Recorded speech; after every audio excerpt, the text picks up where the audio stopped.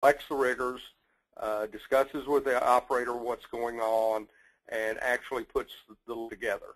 And in most instances, will be there at the time of the lift. On critical lifts, he is responsible for being there at all times.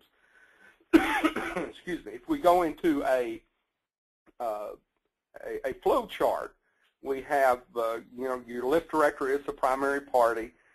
There is a site supervision in the new ASME, or really that's ASCE, and that's dealing more with preparation of the site, making sure hazards are out of the way, craneway is in good shape, things of that nature. The lift director will check to make sure those things are done before he begins the lift and has everyone set together. And then under the lift director, you have the crane operator and rigger. Now, often the signal person is also a rigger, but you can't have an independent signal person. And then the lift director will be dealing directly with the crane owner, which may be himself, the user, which may be a subcontractor, or the service provider who just provided the crane or crane and operator.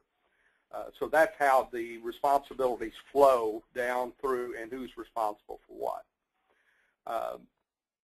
In developing my issues, being on numerous committees, I polled and discussed with what's often referred to as subject matter experts.